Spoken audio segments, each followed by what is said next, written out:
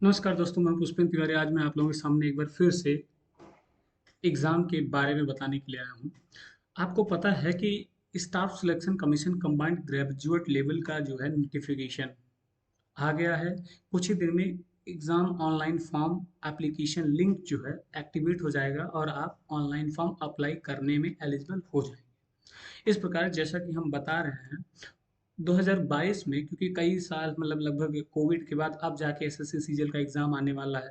इसके पहले आया है, लेकिन जो 2022 का क्राइटेरिया एक नए क्राइटेरिया के साथ आएगा। आएगा एग्ज़ाम, पेपर मतलब पेपर वैसे भी आएगा, सब कुछ वैसे आएगा, लेकिन कुछ चीज़ें इसमें जो बदलाव हैं वो चीज़ हम आपके सामने बताने जा रहे हैं।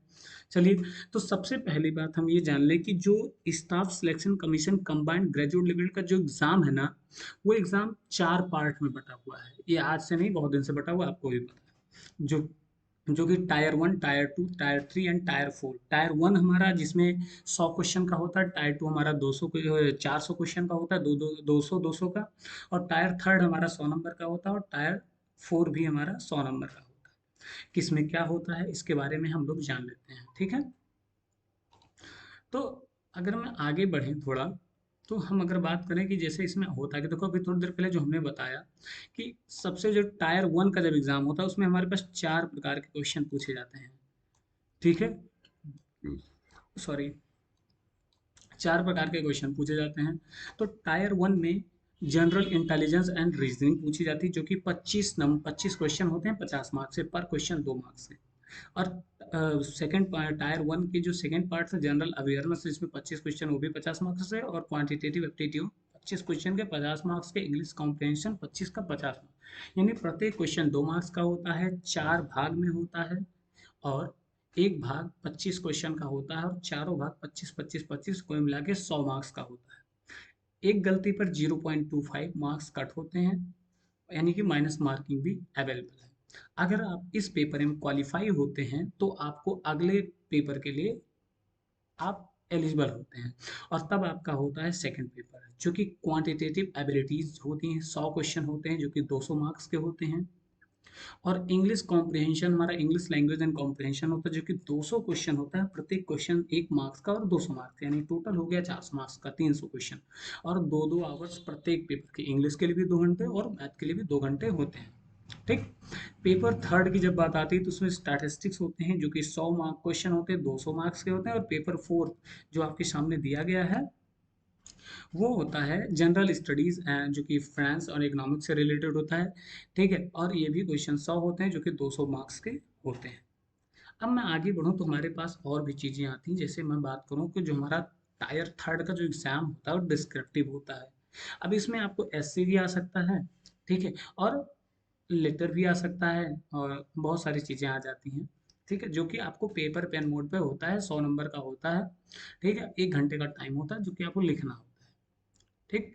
अब मैं बात करूँ तो फोर्थ में, देखिए फोर्थ का एक कंडीशन है। अगर आप टैक्स असिस्टेंट के लिए सेलेक्ट होते हैं, यानी कि सीजीएल का पहला पोस्ट, एसएससी सीजीएल का सबसे नीचे से पहली पोस्ट, तब आपको ये टायर 4 देना होता है।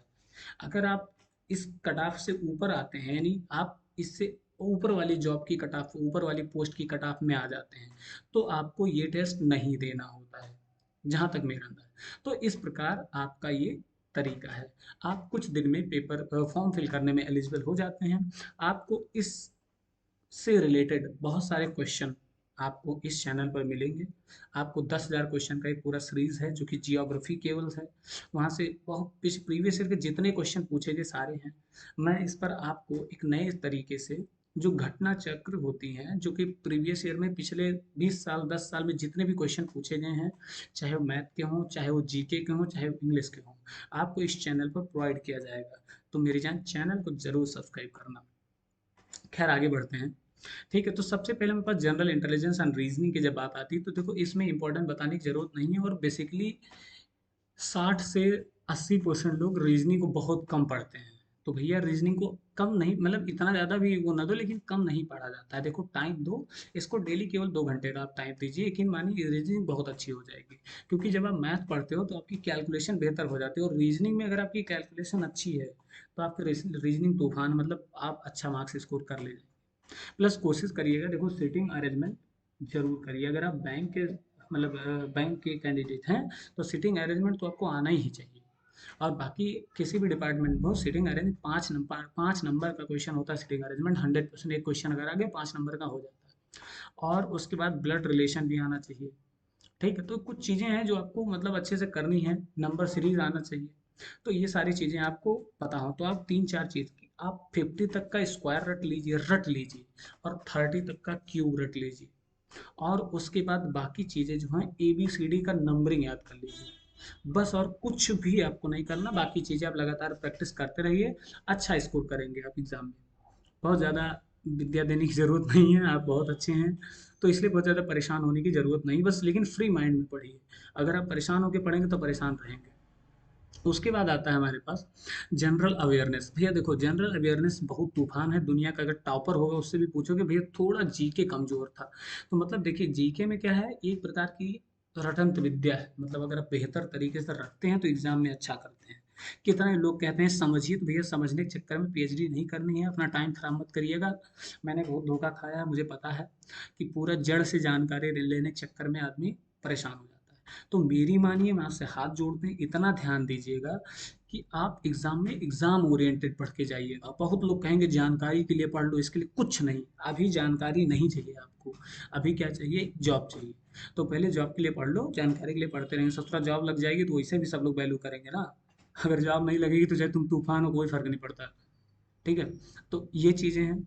उसके बाद हिस्ट्री, इसमें आएगा क्या क्या, तो हिस्ट्री आएगी जिसमें एंशियंट मेडुअल और मॉडर्न हिस्ट्रीज आती है, कल्चरल आते हैं, जियोग्राफिकल और इकोनॉमिकल आते हैं, और मतलब तुम्हारी जनरल पॉलिसीज वगैरह आती हैं, जो साइंटिफिक रिसर्च वगैरह आती है, यानी जनरल पॉलिसी साइंटिफिक रिसर्च वगैरह, ये सारी चीज़ें जो करंट अफेयर्स के अंतर्गत आ जाती हैं। ठीक है, इकोनॉमिक सीन्स और जो भी जैसे करंट में मान लो कि कुछ दिन में एक बैंक बंद होने वाला जिसका लाइसेंस रिजेक्ट रिजेक्ट हो गया है RBI द्वारा। उसका बैंक का नाम है शायद कोऑपरेटिव बैंक है। कहाँ गुजरात का कोऑपरेटिव बैंक है, तो वो बंद होने वाला है। तो इसी हिसाब से ये छोटी छोटी चीज़ें आप जानकारी रखिएगा। और इसके लिए क्या होगा, ये जो लोग कहते हैं न्यूज़ देखो, भैया न्यूज़ में बहुत बेकार चीज़ है, बहुत परेशान कर देता है। ठीक है, तो आप एग्जाम ओरिएंटेड वो भी देखिए। आपको जनरल अवेयरनेस डेली सुबह 6 बजे इस चैनल पर अपलोड होगा एक वीडियो। आप उस वीडियो को जरूर देखिएगा। ज़्यादा नहीं, बस केवल 20 क्वेश्चन का, एक डेली का 20 क्वेश्चन, मतलब एक महीने में आपको कितना हो गया, लगभग 600 क्वेश्चन। ठीक है, और एक अगर आप 6 महीने के देखो तो 3600 क्वेश्चन, क्या उसमें से 10 क्वेश्चन नहीं आएगा। तो भैया देखो, कोशिश, लेकिन हाँ रेगुलरिटी बनाइएगा। देखो हम ये नहीं करें कि और मेरी चैनल पे पढ़िए, क्योंकि मैं रेगुलर वीडियो भी नहीं कर सकता। लेकिन ये कोशिश करें कि 3 वीडियो हमारी पड़ेंगी रेगुलर। ठीक है, तो आप थोड़ा सा चैनल को सब्सक्राइब करके रखिएगा, ताकि कोई भी अपडेट होगा आपको तुरंत मिल जाएगा। और जीके का जो मतलब जनरल नॉलेज का जितने भी क्वेश्चंस हैं वो आपको रेगुलर मिलते रहेंगे, क्योंकि जीके होता है रेगुलरिटी मांगती है। देखो दुनिया में का सबसे सरल सब्जेक्ट वो मैथमेटिक्स है। एक बार अगर आपको समझ आ जाती है तो आपको बताने में बहुत मजा आता है। भरसक में मेरे बहुत खास मित्र भी ये वीडियो जरूर देख रहे होंगे, मेरे बहुत प्रिय गुरुदेव और मेरे भैया भी हैं, जिनका नाम है मिस्टर धीरेन्द्र मिश्रा। अगर हमको मैथ आती है ना तो सिर्फ उनकी वजह से आती है। बार बार मुझसे बात करते थे, हमेशा वही पूछते थे, क्योंकि मुझे मैथ सही बताऊँ तो ग्रेजुएशन तक नहीं आती थी, और अब मैथ बहुत अच्छे से आती है। तो फिर यही सब तरीका होता भी है ना, तो इसलिए जो है आप रेगुलरिटी बनाइए, किस पर, जनरल नॉलेज पर, इंग्लिश पर। मैथ को शुरू में रेगुलरिटी आप बनाइए। सिर्फ आपको मैथ एक बार आराम से तहे मन से शांति से बेसिक समझ लेना, ये ना सोचना मुझे शॉर्टकट चाहिए। तुरंत नहीं, एक बार बेसिक समझ जाओगे तो शॉर्टकट आप खुद बना लोगे। ठीक है, किसी का शॉर्टकट आपको देखने की जरूरत नहीं पड़ेगा, क्योंकि भैया हर एक शॉर्टकट के पीछे बेसिक का हाथ होता है। जैसे हर एक सफल व्यक्ति के पीछे महिला का हाथ होती है ना, गर्लफ्रेंड की नहीं, बीवी की। ठीक है, तो वैसे हर एक सफल मैथमेटिशियन के पीछे जो बेसिक मैथ का हाथ होता है, हर एक ट्रिक के पीछे बेसिक मैथ का हाथ होता है। ओके, उसके बाद आता है क्वांटिटेटिव एप्टीट्यूड। क्वांटिटेटिव एप्टीट्यूड जो कि मैथ होता है, वो तो तुमको बता ही दिया उसके बारे में। आएगा क्या क्या, सबसे इंपॉर्टेंट तुम्हारा परसेंटेज और एलिगेशन, और तुम्हारा जो है मतलब इंपॉर्टेंट सारे हैं, लेकिन जो मेन है एलजेब्रा हो गया तुम्हारा, और कुछ मतलब जो बिजनेस मिक्सचर्स वगैरह हो गए, ये हो गए। उसके बाद तुम्हारा एवरेज हो गया, इंटरेस्ट हो गया, कंपाउंड टेस्ट, डिस्काउंट वगैरह, रेशियो प्रोपोर्शन, यहाँ से क्वेश्चन जरूर पूछे जाते हैं। और पूछे केवल 25 क्वेश्चन जाते हैं, इसलिए बहुत ज़्यादा भागने की जरूरत नहीं है। आपका टारगेट 25 में 25 आउट ऑफ 25 मैथ में है, और बना बना के चलिए। मैथ नहीं आती है तो इस पर स्टार्टिंग का भी एडवांस मैथ का 2 वीडियो 3 पड़ा है, धीरे धीरे सारी वीडियोस आएंगी, और आप इस पर जरूर करिएगा। ठीक, सब्सक्राइब कर लीजिएगा भैया। इंग्लिश कॉम्प्रिहेंशन, देखो भैया इंग्लिश की जब बात आती है तो ये रट्टू मांगता है क्या, मेंस में 40 नंबर का तो केवल वही आ जाता है भाई, मीनिंग्स वोकेबलरीज वगैरह। ठीक है, तो भैया इंग्लिश में केवल ग्रामर आप बेहतर रट लेने से या ग्रामर आपका अच्छा होने से आप पेपर अच्छा नहीं कर पाते।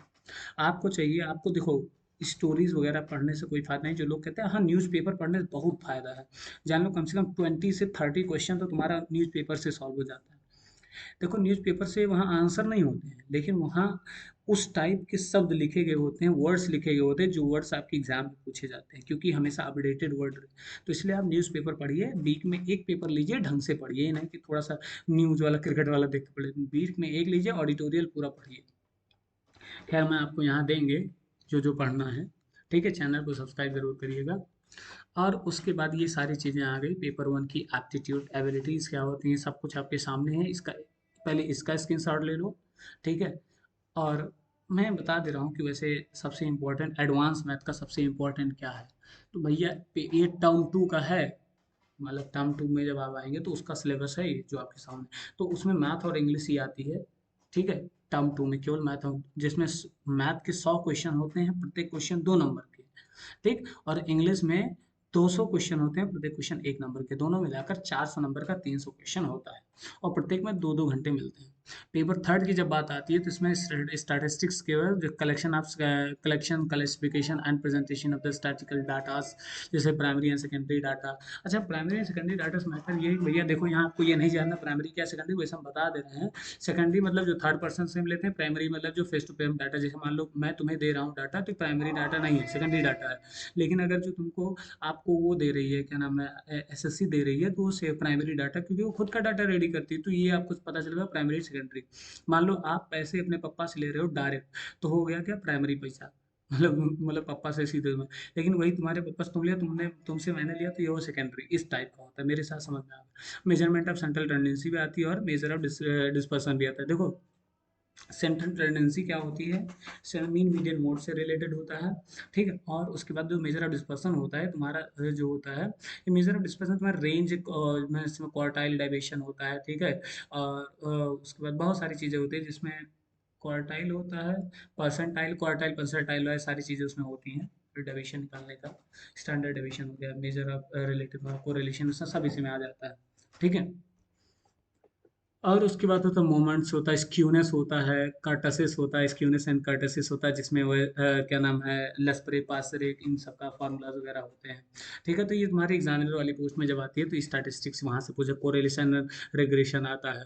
ठीक है, उसके बाद प्रोबेबिलिटीज आती है, प्रोबेबिलिटी थ्योरी।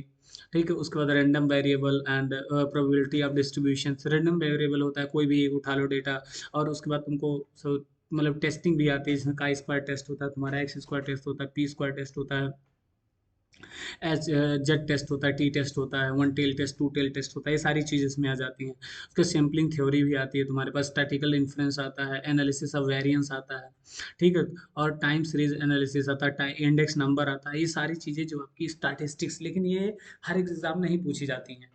ठीक है, ये आप इसके में नहीं, जब आप एग्जामिनर की पोस्ट के लिए ये सारी चीज़ें जो थर्ड पेपर वाला पूछे, नहीं तो थर्ड पेपर में सीधा आपका डिस्क्रिप्टिव एग्जाम होता है। ठीक है, तो आप एसएससी सीजीएल अगर दे रहे हैं, तो एसएससी सीजीएल में सिंपल सी बात है, जब आप मतलब एग्जामिनर वगैरह पोस्ट नहीं दे रहे हैं, सिंपल दे रहे हैं एसएससी कंबाइंड ग्रेजुएट लेवल का, तो आपका सेकंड पेपर में जब क्वालिफाई होते हैं सीधे डिस्क्रिप्टिव एग्जाम होता है। डिस्क्रिप्टिव एग्जाम में आपका ऐसे रिलेटेड राइटिंग ये सब नोटंकी आती है, और उसके बाद तुम्हारा अगर टैक्स असिस्टेंट की पोस्ट के लायक तुम्हारा नंबर है, तो तुम्हारा जो है सीपीटी यानी कंप्यूटर प्रोफेशनल टेस्ट होगा, प्रोफेंसी टेस्ट होगा। ठीक है, नहीं तुम्हारी टाइपिंग वगैरह चेक की जाए पर वर्ड। ठीक है, शायद 35 वर्ड या सॉरी 45-40 वर्ड ऐसे पर मिनट मांगते हैं। ठीक है, तो आप इन सब चीज़ के लिए रेडी रहिएगा, बाकी आपको क्वेश्चन यहाँ ही मिलेगा। खैर यहाँ तक बताएं, इसके लिए बहुत मतलब यहाँ तक देखने के लिए धन्यवाद। मिलते हैं आपसे हर एक वीडियो में क्वेश्चन के साथ। जय हिंद, जय भारत। भगवान करे आपकी जॉब इस बार लग जाए।